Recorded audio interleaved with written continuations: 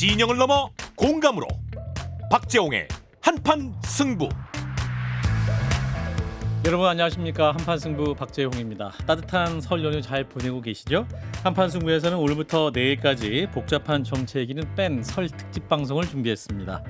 지금 이 시간에도 고향으로 향하신 분들이 계실 텐데요.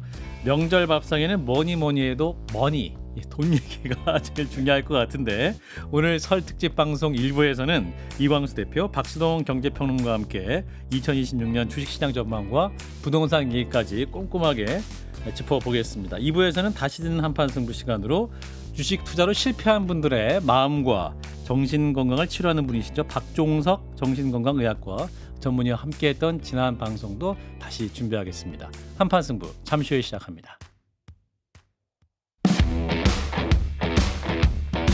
대한민국 저녁 시사의 중심 박재홍의 한판승부.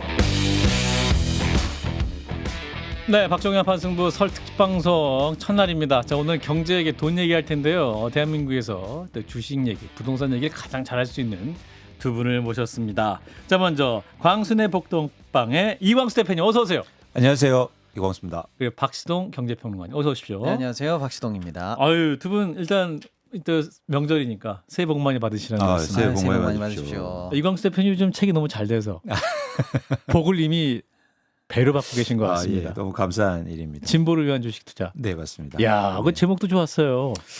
그러게요. 그러니까 그러게요. 이게 두 가지 의미가 있었는데 예, 예. 하나는 어쨌든 뭐 정치적인 음. 그런 것도 좀 있고 예. 두 번째는 이제 주식 투자의 방향성을 우리가 진보를 만들어 보자. 그래서 더 좋은 세상, 더 아하. 좋은 미래 아하. 그런 어떤 이중적인 의미를 좀 갖고 있었습니다. 그렇군요. 저 같은 사람이 꼭 봐야 되는 그런 아유, 책이었던 것 같아요. 네. 열심히 공부하겠습니다. 감사합니다. 근데 박수동 평론가님도 책을 준비하고 계시잖아요. 네, 지금 이제 예약 판매 중이긴 예약 합니다. 판매 중입니까? 네, 그러니까 이제 책 제목이 뭐예요? 코스피 1만 넥스트 레벨입니다. 네. 진짜? 예. 코스피 1만 포인트 찍는다. 네, 맞습니다. 오, 5천 시대 넘어서 만으로 간다. 그럼요. 예. 예언입니까? 예언은 이제 사실은 이제 근거가 없는 거고. 근거는 없는 거고. 이제 책에는 네. 이러이러한 근거 아하. 또 그런 어떤 경로를 잘 가게 되면 적어도 이 정부 임기 안에 충분히 도달할 수 있다.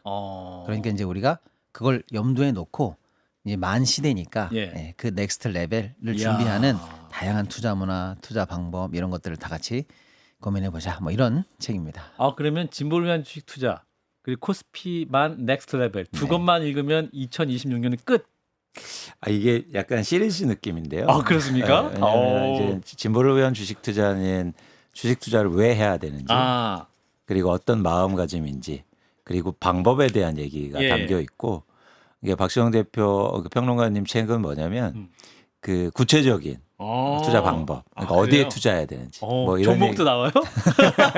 이런 얘기들이 나와서 이제 지향점을 갖고 그래서 여러분들이 같이 보시면 도움이 되실 것 같고요. 또 시간 나시면 예. 이제 박재홍 앵커의 뉴스의 눈물 이 명절 뉴스의 눈물. 아니 저는 갑자기? 지금 갑자기? 설 연휴에 제가 읽으려고 준비를 딱 하고 있습니다. 알겠습니다. 투자하고 눈물 흘리지 마시고 아무튼 시대를 위한 눈물만 흘리시기 바라겠습니다. 네, 아무튼 코스피만도 또 기대가 됩니다. 꼭 챙겨보도록 하겠습니다. 자, 이제 본론을 가보면 우리 증시가 국장 결국 5천을 뚫었어요. 이때 또 우리 대표님도 애널리스트 활동을 많이 하셨으니까 네. 이 5천 시대를 보시면 여러 소회가 되실 것 같은데. 그렇죠. 처음 보는 숫자고 사실은 또 속도가 굉장히 빨랐기 때문에 예. 감회가 굉장히 다르게 느껴졌습니다. 예. 그런데 더 중요한 건 뭐 다시 말씀드리겠지만 예. 근거가 있는 상승이어서 그래요? 불안하지 않고 편안한 상황입니다. 그렇군요. 네네. 자, 우리 코스피 만을 바라보시는 박수영 평론가님은 덜 단계다. 예. 네, 이제 코스피 5천이 사실은 이 정부가 네. 출범하면서 원래 임기 내 목표로 제시했었던 거예요. 네. 그래서 일단은 저 같은 경우는 충분히 가능하다는 생각을 했습니다만 그때도 예상 못한 건 이 정도로 빠른 속도 이거는 예상을 못했어요. 네. 그래서 사실은 이제 어떤 분들은 너무 많이 오른 거 아니야? 네. 라고 해서 조금 현기증 난다. 위험한 거 아닌가? 이런 분들도 계시겠습니다만은 네.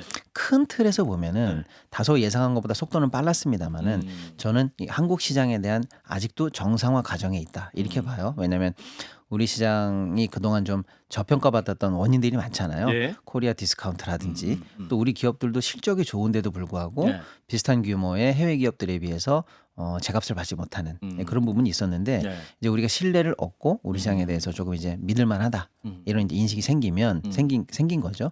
그러니까 이제 시장도 제값을 받고 기업들도 상대적으로 싼데 그럼 예. 아직도 충분히 살만하네 이런 어떤 인식들이 나오면서 그 근거에 따라서 올라갔다 이렇게 좀 볼 수가 있거든요.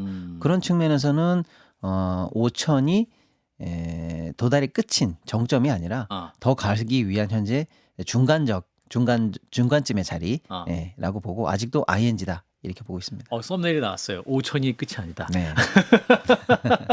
근데 그럼 이제 이 안에 근거가 있는 상승이다라고 두 분이 말씀해 주셨는데 기술적 약진이 있었던 게 아니잖아요. 우리 대한민국 어떤 시장 안에, 그렇습니다. 기업 안에. 그렇습니다. 그럼 무엇이 이렇게 상승을 이끌었느냐? 일단 가장 중요한 요소는 저평가가 해소되고 있는 저평가 거죠. 해소된 그러니까 것이다. 뭐 우리나라 기업들이 갑자기 엄청나게 좋아진 건 아니고 그러니까요. 그동안 네. 저평가된 상태였는데 음. 그 저평가가 해소되고 그걸 이제는 정부나 대통령은 정상화라는 단어를 쓰고 있는데 예. 그런 이제 과정에 있는 거죠. 어. 그렇다면 왜 정상화됐을까? 네. 왜 쉽게 말해서 저평가가 해소되고 있는 중인가를 좀 살펴보면 음. 두 가지가 가장 큰 이유인데요. 첫 번째는 한국 사람들이 한국 주식을 사기 시작했어요. 이건 굉장히 큰 국장에서 변화입니다. 그렇습니다. 네, 그러니까 무슨 얘기냐면 저는 코리아 디스카운트의 가장 큰 원인은 한국 사람들이 한국 주식을 안 산 거였어요. 국민들이 시장을 외면했었다. 그렇죠. 사실은 솔직히 국민뿐만 아니라 국민연금, 뭐 기관도 그렇고, 기관 투자자들. 네. 그러니까 한국 주식보다 뭐 미국 가서 사는데, 그러니까 제가 어떤 에피소드가 있냐면 이제 애널리스트를 제가 20년 정도 했지 않습니까? 네. 그래서 이제 미국이나 이렇게 해외 투자자들을 만나서 쉽게 말해서 한국 주식을 팔러 다녔어요. 월스트리트에. 그러면 제가 꼭 물어봤습니다. 미팅이 끝날 때쯤. 코리아 디스카운트의 원인은 뭐라고 생각하냐? 네. 당신. 네. 그럼 영어는 반말이니까. 네. 그러면 항상 동일하게 답이 뭐였냐면 뭐 남북 문제나 뭐 전쟁 위협 이런 게 아니고요. 니네가 안 사고 있다. 한국 주식을. 그런데 왜 나보고 사라고 하냐. 이거였어요. 그러니까 왜 한국 사람들이 한국 주식을 안 사고 국민연금도 한국 주식을 줄이고 있는데 왜 여기 와서 나보고 사라고 하냐. 그게 한국의 저평가의 가장 큰 요소였다라고 얘기를 많이 했죠. 근데 이 부분이 변하고 있지 않습니까? 한국 사람들이 한국 주식을 사고 정부에서도 그런 방향으로 이끌고 있고 최근에는 심지어 국민연금도 한국 주식을 비중을 늘리기로 했습니다. 이런 그러니까 전체적인 방향성이 일단 한국의 할인 요소, 즉 저평가를 해소되는 가장 큰 원인이고요. 두 번째는 뭐냐면 한국 기업들의 이익이 증가하고 있어요. 반도체를 중심으로. 그러니까 주가라는 건 결국 기업의 이익에다가 곱하기 멀티플이거든요. 배수를 곱하는 거거든요. 그렇다면 당연히 기업의 이익이 증가하게 되면 당연히 주가는 올라야죠. 그래서 지금 일종의 한국의 기업들이 이익이 올라오는 구간이기 때문에 기간이기 때문에 주가 오르는 건 뭐 당연하다라고 보고 있습니다. 그렇군요. 박 대표님도? 네, 지금까지 이제 코스피의 상승의 원인을 저는 이제 한 세 가지 정도로 보는데요. 하나는 일단은 풍부한 유동성입니다. 일단은 이제 돈이 많이 풀려 있어요. 그렇습니다. 글로벌리하게도 그렇고 국내적으로도 그렇고 일단은 사실상 이제 유동성 장세가 아닌 경우에는 증시가 올라가기 어려워요. 그러니까 사실은 이제 증시의 토양 같은 거거든요. 그런 측면에서 이제 미국의 금리 인하 기조라는 것들이라든지 양적 완화의 기조라든지 이런 것들이 사실상 이제 풍부한 유동성 흐름을 만들어 주고 있었다라는 게 하나의 원인이고요. 두 번째는 아까 이광수 대표님 말씀처럼 우리 기업들의 실적이에요. 그런데 이제 자세히 보면은요. 조선 원자력 방산 그래서 우리가 뭐 조방원 이렇게 많이 말씀했던 주요 섹터들 여전히 실적이 좋아요. 2024년부터 지금까지 계속요. 그리고 이제 특히 반도체. 반도체는 사실은 이제 쉽게 말씀드리면 뭐 어떤 디램 같은 경우에는 1달러 하던 게 지금 10달러예요. 10배입니다. 그리고 그게 작년 말 기준이고 그게 이제 1분기에 들어서 다시 또 50% 이상 추가 인상이 가능한 상황. 뭐 이 정도니까요. 반도체가 사실은 뭐 그 전과는 비할 수 없는 실적을 보여내고 있다라고 하고 그동안 조금 소외됐다라고 할 수 있는 자동차 같은 회사들도 사실은 뭐 추가적으로 이제 로봇 이라는 모멘텀을 장착하면서 아틀란티스. 맞습니다. 이제 투자자들이 이제 새롭게 바라보기 시작했고요. 아. 그래서 우리나라를 주요로 이끌어왔던 예. 큰 축들이 있지 않습니까? 예. 중후장대 산업들이 전부 다 이제 실적이 좋다 보니까 어허. 그 실적에 기반한 주가 상승의 명분과 근거를 탄탄히 제공해줬다. 이 두 가지. 그다음에 세 번째가 저는 이제 정책 모멘텀 이렇게 보는데요. 아까도 살짝 초반에 말씀드렸습니다만은 우리 시장을 제값밖에 만드는 그 정책적 역할이 컸다 저는 그렇게 봐요. 예를 들면 이제 단적인 예를 들면 이런 거죠. 예. 대통령께서도 이제 말씀을 하신 건데 송아지를 임신한 암소를 잘 키웠는데 잘 키워가지고 이제 송아지를 낳자마자 전주인이 와가지고 송아지를 가져간다. 그럼 암소를 누가 키우겠느냐 이런 얘기인데 그 사례가 말씀 주신 그 사례가 말하는 바는 뭐냐면 아유 억울해라 내 송아지를 다시 가져와야지 이게 중요한 게 아니고요. 한국 시장에서는 암소를 키워도 의미가 없네 라고 하니까 저는 안 그래요. 저는 선량한 주인입니다. 제 손은 제가 뺏어가지 않을게요 라고 나머지 100명의 선량한 암소 주인 판매업자들이 얘기를 해도 예. 그 누구도 믿지 않아서 사지를 않는 거예요. 예. 그러니까 우리 시장에 신뢰가 가능하도록 만든다는 거는 지금 남아있는 우리 모든 기업들의 가치를 한꺼번에 올리는 효과가 있는 거거든요. 그런 측면에서 1, 2차 상법 개정 그다음에 추가적으로 3차 그다음에 4차까지 지금 계속 줄줄이 네. 예고되고 있는 여러 가지 조치들이 한국 시장에 대한 신뢰를 담보하는 조치였다. 그러다 보니까 이제 더 이상 한국 시장에 진출해도 투자해도 뒤통수 맞지 않겠네. 저평가할 이유는 없겠네. 그래요? 내가 믿고 암소 사도 되겠네. 이런 어떤 재평가의 모멘텀을 제공해줬다. 이 세 가지가 그 대신 동시에 일어나면서 압축적으로 일어났고 서로 시너지를 냈기 때문에 오션까지 숨가쁘게 달려올 수 있지 않았냐 이렇게 생각을 합니다. 넥스트 레벨에 갈 수 있다. 네. 근데 그 말씀하신 정부의 그 정책 시그널 이게 되게 중요한데 우리 대통령이 계속 이제 주식으로도 돈 버는 시대 와야 된다 이런 말씀 계속 하시니까 그것이 또 시장에 신호를 준 측면도 있겠죠? 당연합니다. 그러니까 자산 시장에서는 그런 어떤 정책이 실제로 발효되는 것보다 신호가 되게 중요하거든요. 그래서 사람들이 먼저 반응하니까. 그래서 아까 말씀드렸듯이 그런 정책이 또 한국 사람들이 또 한국 국민과 기관이 한국 주식을 사는 또 중요한 계기가 된 거죠. 그래서 그런 신뢰를 만들어 가는 것도 굉장히 의미가 있는 변화라고 보고 있습니다. 예. 자, 그래서 지금 이제 5천 우리 또 박수동 평론가님이 10,000까지 간다고 하니까 지금이라도 늦지 않았어. 늦었다고 생각할 때가 가장 늦었어. 아니면 늦었다고 생각할 때가 빠른 거야. 이렇게 해서 지금 나 들어가야 되는 거야. 뭐 이렇게 고민하시는 분도 있잖아요. 네. 그리고 또 이게 언제 또 팔아야 돼. 뭐 이런 타이밍 문제도 중요한데. 자, 또 내가 들어가면 고점에 몰리는 거 아니야? 뭐 이렇게 생각하시는 분도 계실 것 같아요. 나만 들어가면 떨어져. 뭐 이런 생각분인데. 자, 평론가님 말씀 주세요. 지금 고점 아닌가? 무서운데? 아니면 진작에 살 걸. 그럼 우리가 껄무새라고 그래요. 껄껄껄껄. 살 걸, 들어갈 걸. 그 얘기가 언제부터 나왔냐면 3천부터 나왔어요. 3천 때 아니 드디어 우리가 3천 가는 건가? 너무 빠르지 않나? 4천이 말이 되냐? 4,200 연말에 끊고 나서요. 5천이 말이 되냐 이런 얘기가 지금 그 주요 변곡점마다 계속 나왔었거든요. 근데 제가 이제 아직도 늦지 않았다라고 말씀드린 이유는 5천까지 올라왔었던 원인이 있을 거 아닙니까? 그 원인이 5천이라는 숫자를 달성함과 동시에 사라졌냐 이렇게 보시면 될 것 같아요. 여전히 생명력을 발휘하고 있느냐 이렇게 봐야 될 것 같아요. 그래서 그 변수들이 그 반대 방향으로 스위치를 켜지 않는 한 당분간 상승 모멘텀은 이상 없다 이렇게 보시는 게 논리적으로 맞을 것 같아요. 예를 들어서 유동성 장세를 제가 얘기했단 말이에요. 그럼 미국의 금리 인하 기조가 과연 꺾일 것이냐. 시장에서는 트럼프 대통령이 새로운 연준 의장을 임명하는 것도 다 그런 프레스를 주기 위한 거 아니겠습니까? 그래서 일단 시장에서는 연내 2회 인하 정도의 전망을 현재는 유지는 하고 있어요. 그 정도만 해도 충분한 겁니다. 어쨌거나 인하 기조로 가고 있는 거니까. 그러니까 유동성 장세 끊긴 거 아니죠. 그다음에 양적 긴축을 종료했어요. 작년 12월에. 무슨 뜻이냐면 이제 돈을 줄이는 것을 멈춘다라는 뜻이에요. 그 다음은 스텝은 양적 완화거든요. 그래서 양적 완화로 갈 거냐 말 거냐가 이제 고민인데 차기 연준 의장으로 지명됐던 분에 대한 여러 가지 전망 중에 하나가 양적 완화까지는 안 갈 것 같다라는 전망도 일부 있긴 합니다만은 지난주에 나왔던 파이낸셜 타임즈 보도 등등등으로 이제 현지 사정에 대한 이 분석이 나오고 있는데 양적 완화 아직 이상 없다.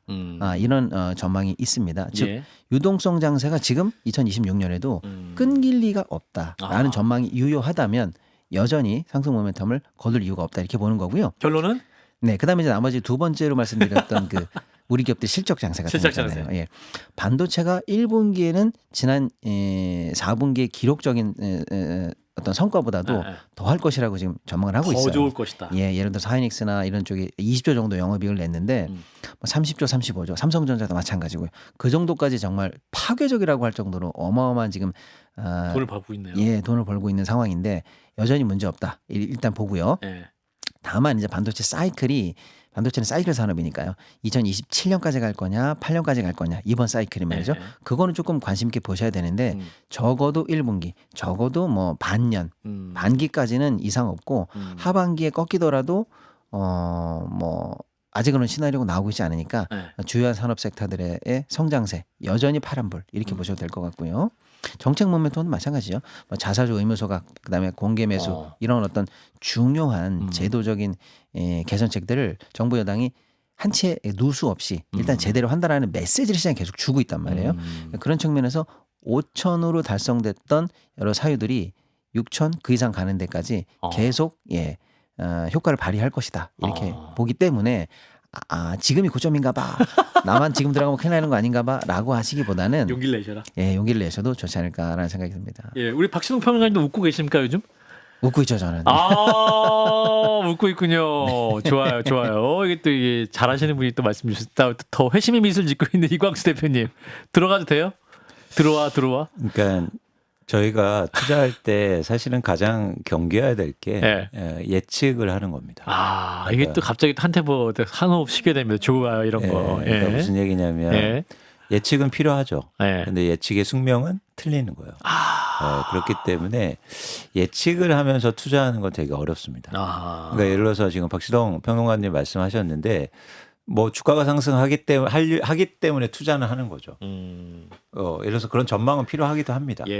그런데 그런 전망이 100% 맞지 않아요. 그렇잖아요. 그래서 일단 투자에서 중요한 건 뭐냐면 예측을 해서 막 자신 있게 하는 것보다 항상 조심스럽게 투자를 한다. 근데 이제 시작은 해야 된다. 시작 때 들어와라. 네, 들어와서 그 대신 예측보다도 이제 대응하는 영역이거든요. 그래서 대응을 잘하면 됩니다. 대응도 잘하고 포트폴리오를 잘 짜면 되겠다. 그렇죠. 그러니까 지금은 그러니까 시장에서 투자를 하는 겁니다. 해요. 걱정하지 마시고 하세요. 대응을 잘하시면 돼요. 그러면 걱정이 줄어들거든요. 그래서 이제는 여러분들이 너무 예측을 해서 나는 주가가 폭락할 것 같아, 경제 위기가 올 것 같아, 혹은 주가가 뭐 폭등할 것 같아, 어떻게 갈 것 같아 이런 것도 중요하지만 그것 때문에 아무것도 안 하면 안 된다. 아무것도 안 하면 아무것도 일어나지 않잖아요. 맞습니다. 그래서 미래를 바꾸려면 행동을 해야죠.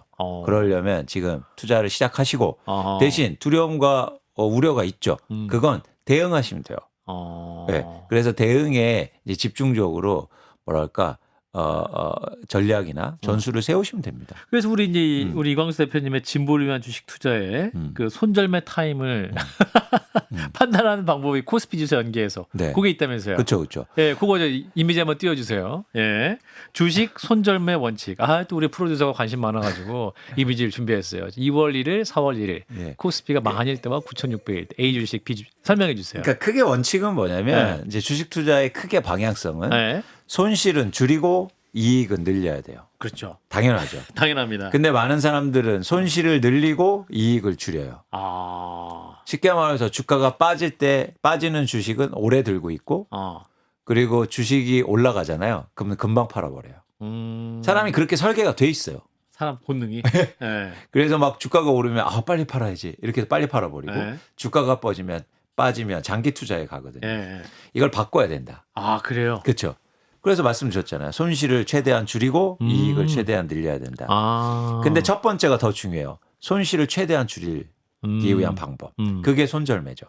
그래서 이게 대응의 영역인 겁니다. 내가 주식 투자해서 이 A라는 주식이 너무 좋을 것 같아서 사세요.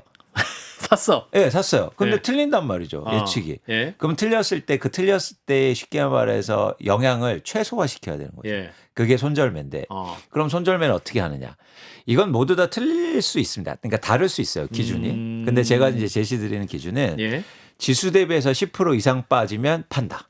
10%가 기준이에요? 네, 그래서 저 표를 보시면 예를 들어서 제가 2월 1일부터 주식 투자를 시작했습니다.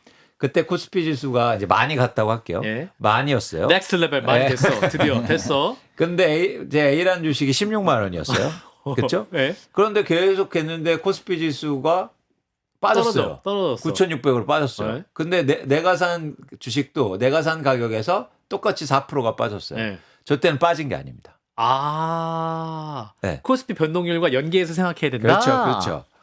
근데 만약에 네. 제가 산 주식이 네. 마이너스 4%를 넘어서 마이너스 14% 이상이 가면 파는 거예요. 앞도 뒤집어 보자. 무슨 말인지 알겠어요. 네. 저걸 반드시 시키셔야 돼요. 물론 개인마다 다를 수는 있죠. 네. 감내하는 수준이 다르니까. 나는 뭐 이 주식은 20% 빠져도 괜찮아. 예. 그럼 그렇게 설정하셔도 돼요. 원래 부자들. 그런데 살 때부터 조건은 무조건 난 얼마에 빠지면 팔 거를 계획으로 가져가시고 그 가격이 오면 반드시 팔아야 된다. 네. 그러니까 어디 뭐 이상한 정보 듣고 와서 뭐 그런 게 아니고 네. 자신의 원칙과 디스플린이 있어야 된다. 그렇죠. 근데 이게 투자의 목적이 다르기 때문이요. 투자를 돈을 벌려 역설적으로 이게 아주 아이러니한 부분인데 네. 투자를 돈을 벌려고 하면은 못 벌어요. 그래요. 예. 네. 그럼 뭘 돈을 하려고? 잃지 않으려고 노력하면 벌어요.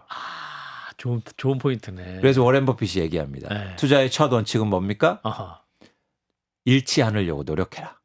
두 번째 원칙은 뭡니까? 첫 번째 원칙을 절대 잊지 마라. 그래서 역설적이지만 예. 여러분들이 내가 주식 투자해서 잃지 않아야지 예. 라고 하면 돈을 번다는 거예요. 반면에 난 돈 벌어야지 뭐 여기서 대박 쳐야지 그러면 돈 잃어요. 반드시 그래요.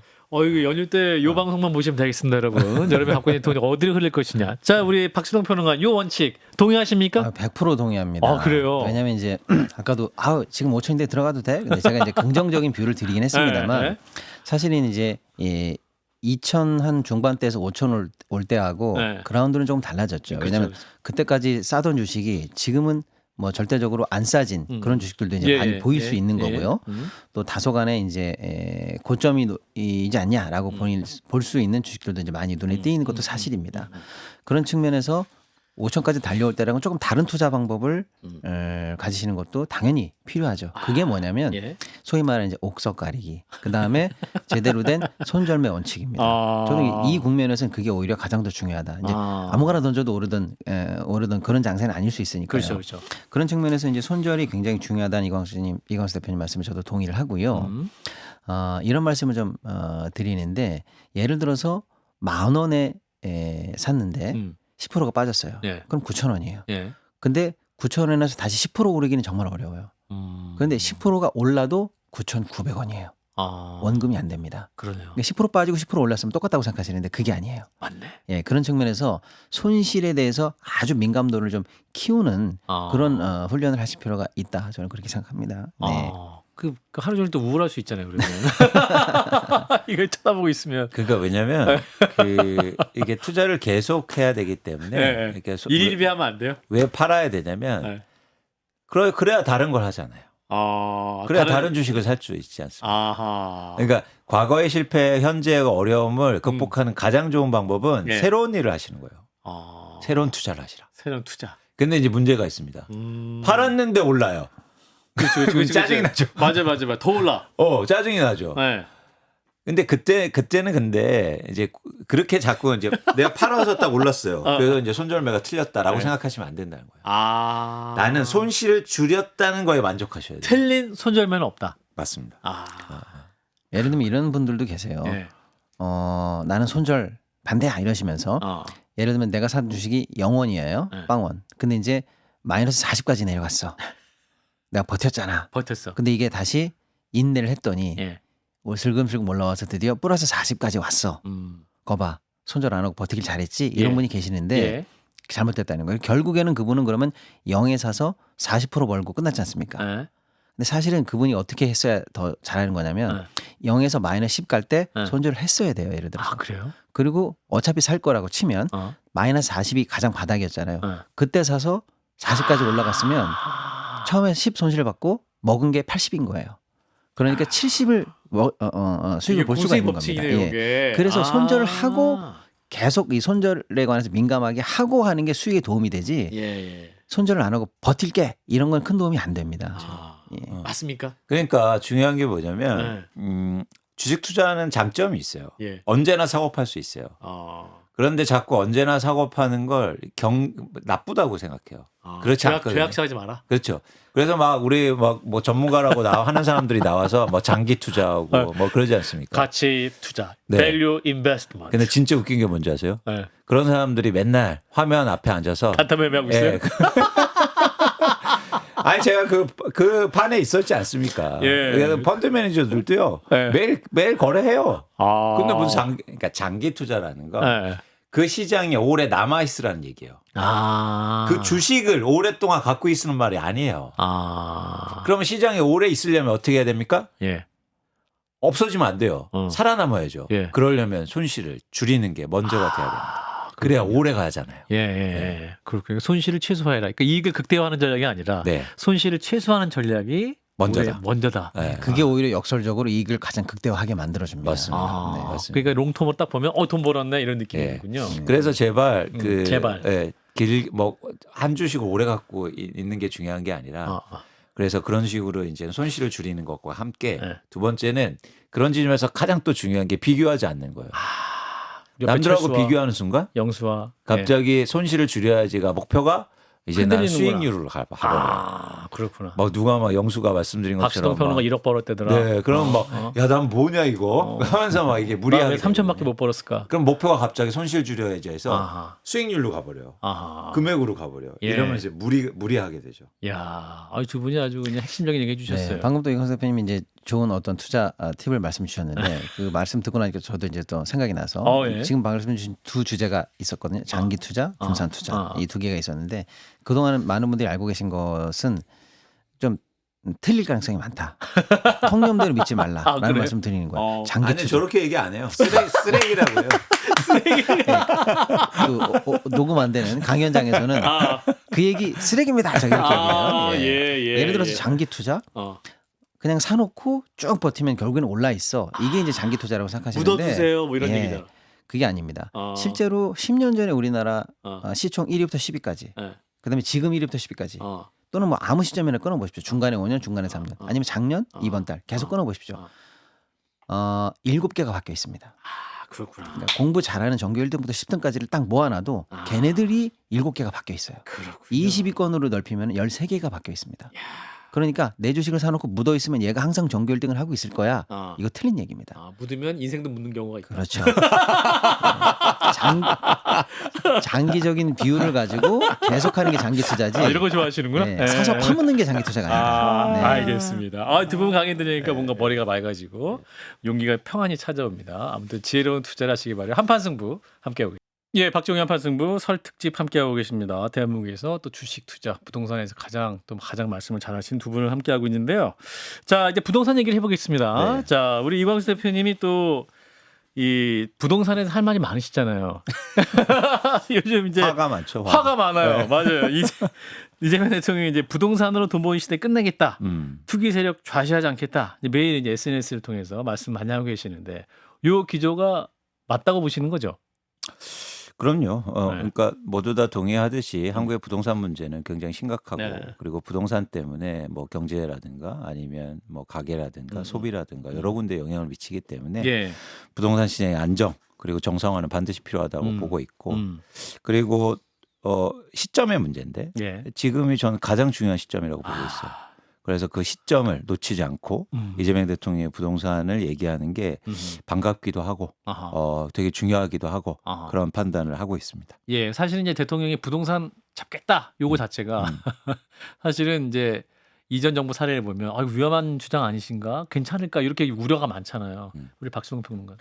네, 맞습니다. 사실은 뭐 부동산과의 전쟁에서 지금까지의 과거의 역사를 현재까지는. 본다면 늘 정부가 졌고 시장이 이겼다라는 얘기도 있긴 있습니다. 그래서 사실은 이제 정치권이나 이런 쪽에서도 부동산을 굳이 이슈화하는 게 정권 유지라든지 지도라든지 괜찮을까? 섣부르게 전쟁하는 것을 좀 두려워했던 감이 없지 않아 있습니다만 근데 지금 이 정부 여당이 아직 본격적으로 무슨 그 칼을 들거나 실제로 정책을 내놓지 큰 않았어요? 일을 한 건 아닙니다. 뭐냐면 그냥 5월 9일에 원래 종료되기로 한 조치를 확인한 거예요. 그러니까 그러니까 양도소득세 중과 맞습니다. 예. 유예군요. 네. 양도소득세 중과를 그동안 늘 유예해 왔는데 네. 4년이나 기회를 주지 않았느냐. 네. 이번엔 진짜다. 이번엔 진짜다. 진짜다. 라고 한 거예요. 네. 예. 그러니까 시장에서는 하드시가 놀란 거죠. 이번에 그러면 부동산 칼을 뽑을 것인가? 근데 저는 당연히 뽑을 수 있고 준비 대상이 다 되어 있다고 보는데 준비돼서 돼 있고. 예, 아직은 본격적인 전쟁이 시작도 안 했다. 이제는 유예 조치를 종료하고 모든 전쟁이 준비돼 있다라는 메시지만 지금 정부가 계속 내고 있는 거예요. 다 미사일 다 있어요 지금. 그렇죠. 네. 그냥 쌀 준비만 하고 있는 거예요 네, 대포가. 네네. 맞습니다. 이거 광소나 북덕방. 그러니까 중요한 게 뭐냐면 뭐 박수영 평론가님 말씀하신 것처럼 네. 사실 실제로 뭔가 실행이 되고 뭔가 정책의 방향이 그러니까 정책이 구체적으로 나온 거는 네. 좀 이제 아직 없는 거죠. 시장도 주시하고 있는 거예요 사실은. 네, 그렇죠. 어디 보자 하고 일단 멈춰 있는 건데. 그렇죠. 그런데 그런 이제 정책의 실제 가능성하고 또 별개로 한국의 부동산 시장이 투자화돼 있단 말이에요. 그러니까 주식 시장은 똑같아요. 예. 그래서 이런 메시지가 미치는 영향이 크단 말이죠. 예. 왜냐하면 사람들은 먼저 움직입니다. 그렇죠. 그렇죠. 부지런하잖아요. 그렇죠. 예. 그래서 그런 측면에서 이렇게 대통령이 직접 부동산과 관련된 발언을 하는 게 의미가 있고 또 하나 두 번째는 두 번째 정권 초기란 말이에요. 그러니까 아직도 많이 남았어요. 4년 반. 그렇죠. 그런 어떤 시기도 굉장히 중요했다. 그리고 또 하나 이게 주식 시장이 변한 것도 큰 의미를 갖고 있어요. 봐봐, 내가 했잖아. 5천 됐잖아. 내가 못할 것 같아. 그래서 대통령도 어떤 발언을 하냐면 네. 코스피 5천보다 쉬워 보이는데. 네. 부동산 시장 잡는 네. 게. 네. 그 말을 하셨군요. 네. 그러니까 그런 측면에서는 이런 의지가 시장에 지금 통할 수도 있고 실제로 정책하고도 이게 딱 결부가 되면 의미 있는 변화를 만들 수도 있다고 생각합니다. 근데 이제 일각에서 부동산 시장 관련해서 이제 부동산 시장은 누르면 결국 다시 또 튀어오른다라는 게 있고 또 대한민국에 있는 부동산 불패 신화가 있잖아요. 이 신화를 깰 수 있다라는 자신감인 거죠. 네. 사실은 그동안 늘 정부 정책에 대해서 네. 시장이 반대의 부작용을 가지고 그 정책의 무용론이라든지 이런 걸 압박해온 양상이 있었습니다. 이번에도 양도세 중과 유예 조치를 그냥 중단한다. 이게 이제 사실은 담백한 팩트인데 그러니까 대번에 나오는 시장이 반응이 뭐냐? 그러면 그 양도세를 많이 매길 것 같으면 누가 팔겠어? 차라리 증여하거나 잠가버리지라고 해서 매물 잠김 때문에 오히려 이 정책이 요구하는 민간에서 매물이 많이 풀리게 되고 그래서 가격을 인하하려고 하는 효과는 오히려 달성 못할 거야. 이런 식의 이제 다시 정부를 압박하는 논리를 하니까 정부가 갖고 있는 게 오히려 파는 것보다 이득이 되지 않도록 하겠다.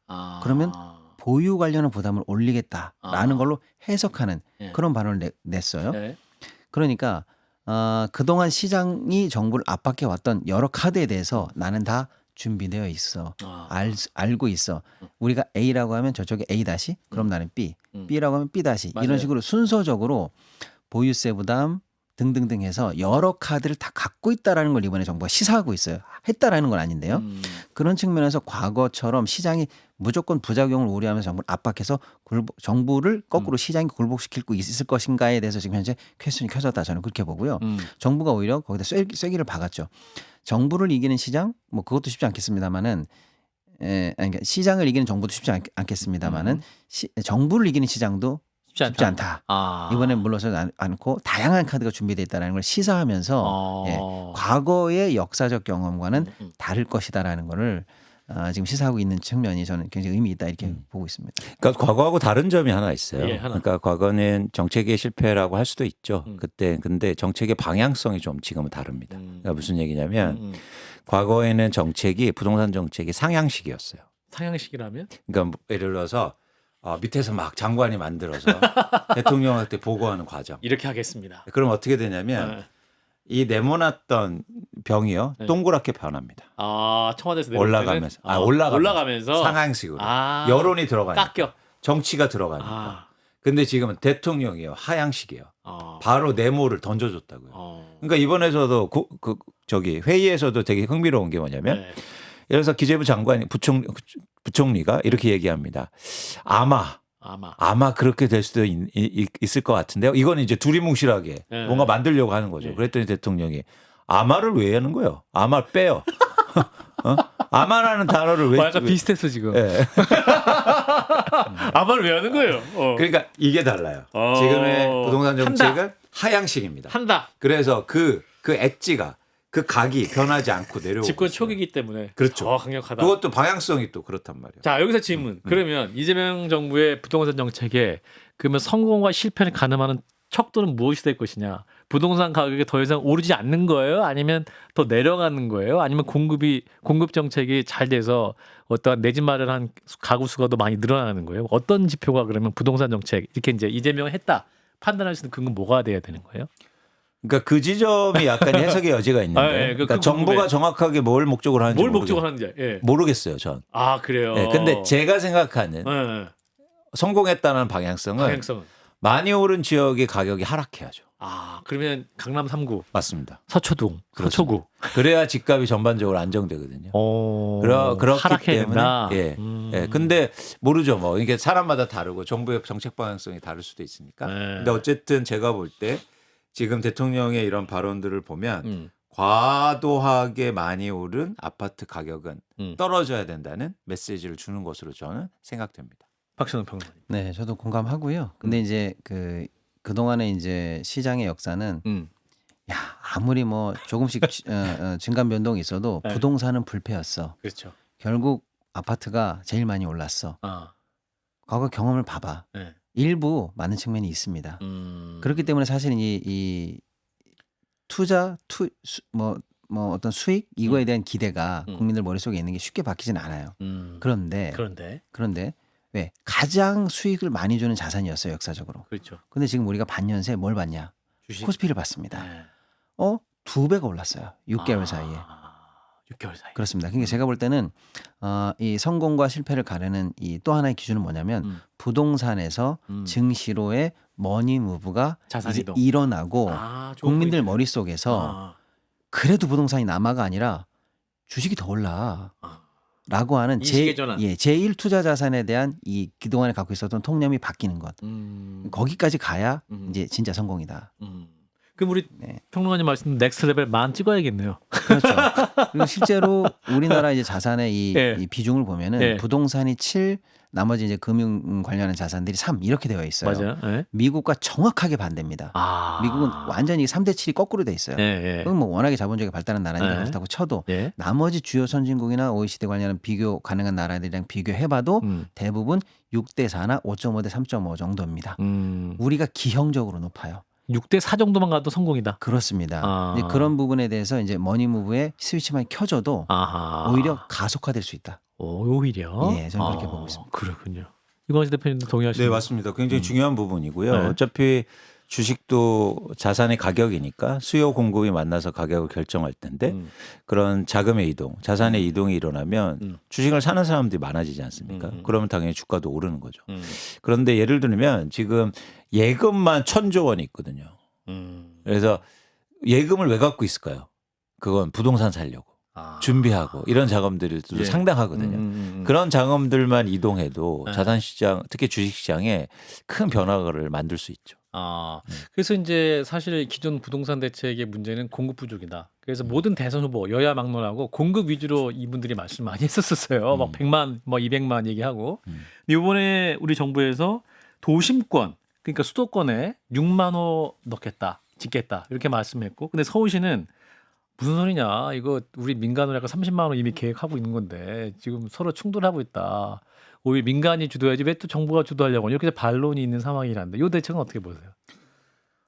그러니까 한국의 부동산 시장의 여러 가지 문제 중에서 네. 저는 가장 큰 문제가 주택 공급의 역할을 대부분 민간이 하고 있었다는 거라고 보고 있어요. 예. 그러다 보니까 민간이 지금 90% 이상 역할을 담당하고 있거든요. 예.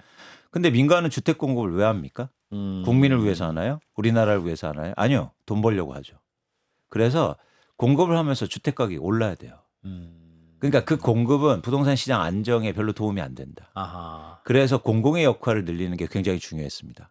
그 공공의 역할을 이 정부가 늘리겠다는 지금 계획이거든요. 예. 그래서 의미가 있는 변화다. 그러니까 오세훈 시장이 민간이 지금 공급을 많이 하기 때문에 네. 공급을 많이 하려면 민간을 통해서 공급해야 되지 않느냐 이 논리를 펴는데 그거는 제가 보기에 틀린 얘기다. 그러니까 뭐냐면 민간에 그렇게 과도하게 맡겨졌기 때문에 이 문제가 생긴 거예요. 그러면 공공의 역할을 찾아야죠. 오히려 민간이 투자하면 투자 심리나 투기 심리를 더 부추기면서 하는 측면이 있는데 맞습니다. 공공이 하면 그걸 더 억제하면서 그렇죠. 적절한 가격을 형성할 수 있도록 유도할 수 있다. 그렇죠. 뿐만 아니라 지금 우리나라는 집이 부족한 게 아닙니다. 어떤 집이 부족하냐면 예. 살 수 있는 집이 부족해요. 살고 싶은 집도 부족합니다. 그건 언제나 부족했습니다. 아 그렇습니까? 네, 언제나 부족했습니다. 앞으로도 부족할 예정인가요? 네. 아 알겠습니다. 그건 변화가 없는 거고 네. 더 큰 변화가 있었던 건 네. 살 수 있는 집이 줄었다고요. 그렇죠. 네, 하긴 그 집을 그렇죠. 늘려야 되거든요. 네, 그 네. 집을 누가 늘리겠습니까? 민간이에요, 공공이에요?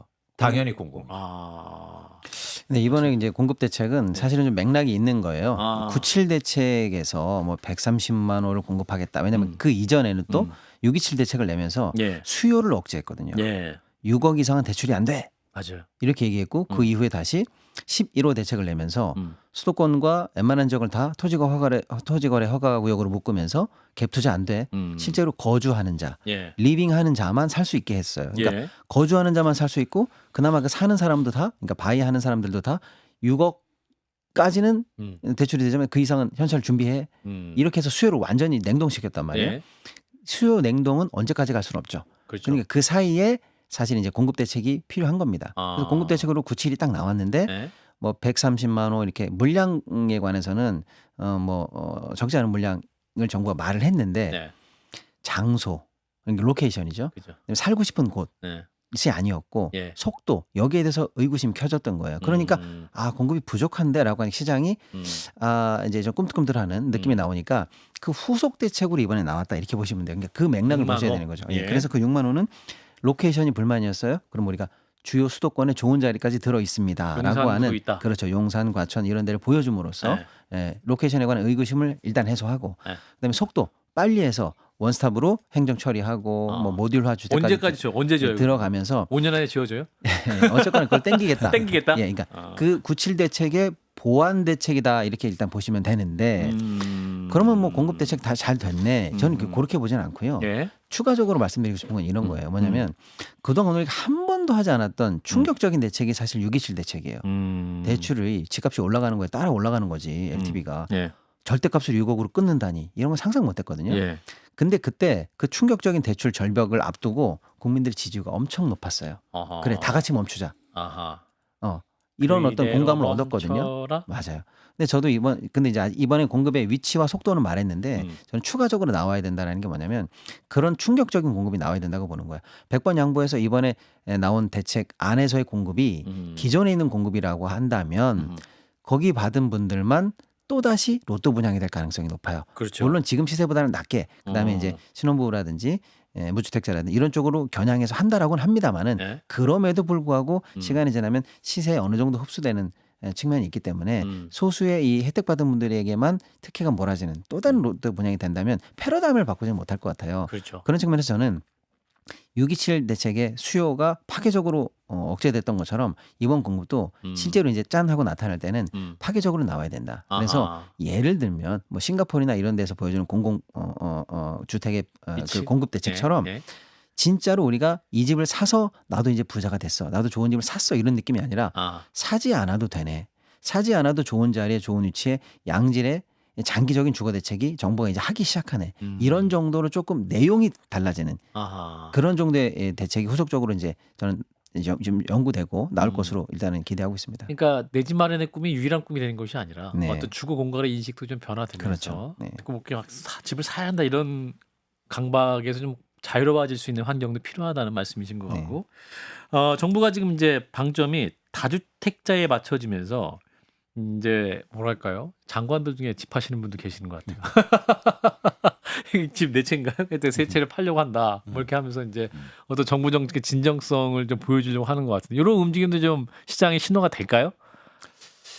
뭐 시장에 직접적인 영향을 주는 건 아니지만 아, 그래요? 사람들의 마음을 마음을. 좀 바꿔낼 수 있는 거죠. 아, 그래서 그래요? 우리가 함께 변화할 수 있겠구나 이런 어떤 기대감을 기대감. 줄 수 있기 때문에 예. 의미 있는 변화라고 보고 있고요.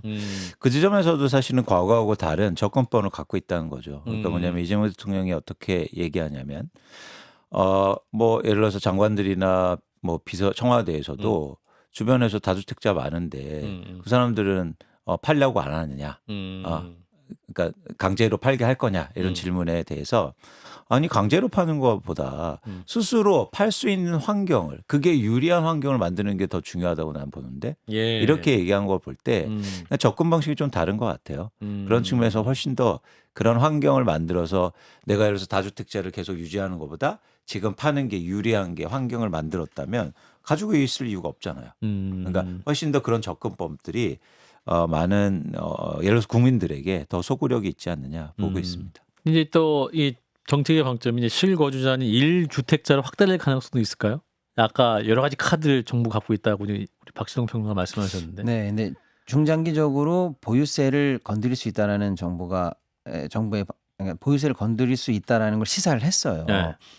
그런데 사실은 그동안 우리가 보유 영역으로 들어가면 신성시했던 게 있습니다. 예. 1주택자는 늘 선해. 여기는 보호해줘야 되는 게 평생 이거 하나만 갖고 살아오신 네, 분인데. 네. 그래서 사실은 1주택자 안에서 거주용이냐 그것도 투자용이냐를 나누지 않았어요.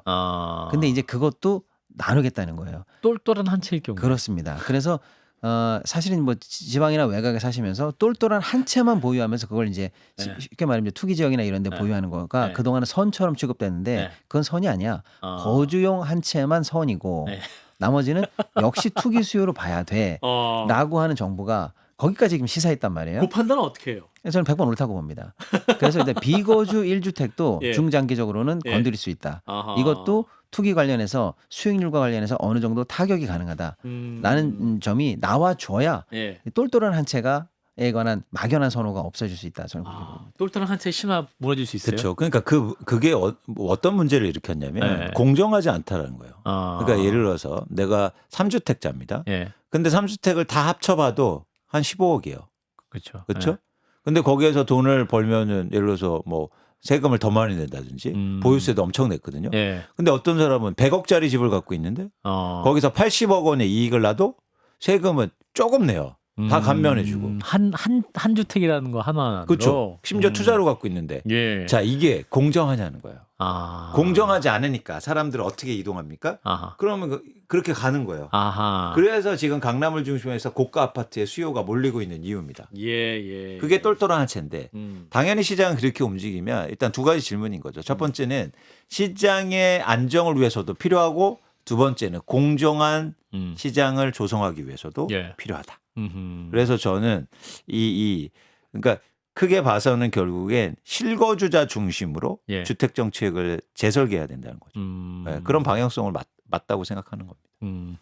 가능합니까? 네, 충분히 이제 정부가 그 부분에 관해서 지금 생각하고 있는 것 같아요. 네. 네, 그래서 소위 말하는 이제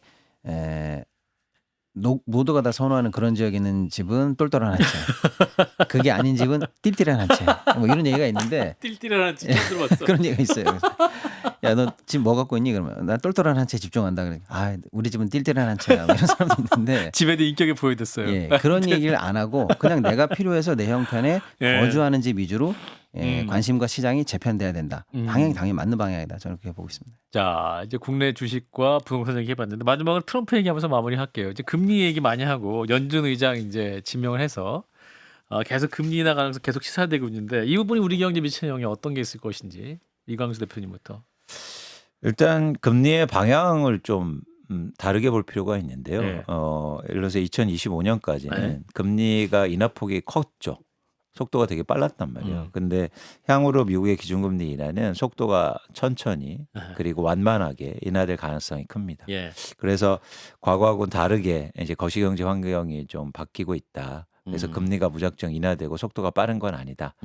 사실 이런 상황 속에서는 조금 더 한국 경제가 예를 들어서 위협받을 수는 있습니다. 왜냐하면 예를 들어서 금리가 가파르게 인하되면 유동성이 많아져서 아까도 뭐 박시동 평론가님 얘기 드린 것처럼 돈이 여러 군데 돌 수는 있지만 예. 금리 인하가 이제 서서히 되기 시작하면 유동성이 그렇게 막 폭발적으로 증가하는 건 아니거든요. 그럴 때는 일단 어떤 현상이 일어나냐면 예를 들어서 격차도 커지고 좋은 데만 좋아지고 예. 이럴 수 있거든요. 예. 근데 그런 부분에서 정부가 어떻게 균형을 맞추느냐. 그래서 어쨌든 정부는 정부 예산을 많이 써서 경기 부양에 나서겠다. 그리고 격차를 줄이겠다. 그리고 미래를 위한 투자를 하겠다. 이런 방식을 쓰고 있는데 예. 뭐 긍정적으로 바라보고 있고요. 그런 것들이 잘 이루어졌으면 좋겠다는 생각입니다. 네, 박시동 평론가. 이제 경제를 전망하는데 사실 제일 중요한 게 금리거든요. 우리 시청자분들도 이제 궁금하실 텐데 일단 미국 금리는 현재 기준으로 연내 2회 인하의 전망을 일단은 유지하는 게 합리적인 것 같아요. 새 연준 의장이 나오고 한 6월쯤에 1회 인하가 있을 거고 예. 하반기에 상황 봐서 일단 1회 정도. 그렇다면 이제 크게 봤을 때 자산 시장에 미치는 타격감 뭐 그런 거는 이제 없을 수 있다. 좀 안정적으로 전망할 수 있겠다 이렇게 볼 수가 있고요. 예. 우리 금리는 연중 동결될 가능성이 좀 높다고 봐요. 예. 왜냐하면 이 사실은 이제 환율 문제가 계속 예. 좀 좀 뭐랄까요, 좀 우리 경제를 좀 유일하게 괴롭히는 실존적인 위협이다 이렇게 볼 수 있거든요. 근데 이제 미국이 금리를 인하하니까 우리도 덩달아 인하해도 되겠지라고 하는 시절이 아니고 한미 금리 차가 줄어야 환율에 관한 이제 압박이 좀 해소되거든요. 예. 그래서 우리가 좀 멈춰 있는 상황에서 미국이 내려주는 그래서 한미 금리 차가 줄어드는 것을 아마 금리 당국이 가장 신경 쓰지 않을까라고 해서 우리 금리는 연중 동결 전망 이렇게 놓고 아마 경제 계획을 올해 새로 세워보시는 게 맞을 것 같다라는 생각이 듭니다. 네, 자 박종희 한판 승부 설 특집으로 경제 얘기해봤습니다. 두 분 전문가들이 아주 따뜻하게 또 있는 그대로 잘 말씀해 주셔서 설 이후에 투자 계획에도 많은 참고하시고 투자는 개인 책임이라는 거 아시죠? 네. 자 그리고 우리 박시동 평론가님의 새 책 곧 예약 주문 받습니다. 코스피만 넥스트 레벨 맞습니까? 네, 고맙습니다. 네. 예, 진보를 위한 주식선 이미 많이 사셨으니까 예. 뭐또 궁금하시면 사셔도 되겠습니다. 자 두 분 감사드리고요. 또 뵙겠습니다. 고맙습니다.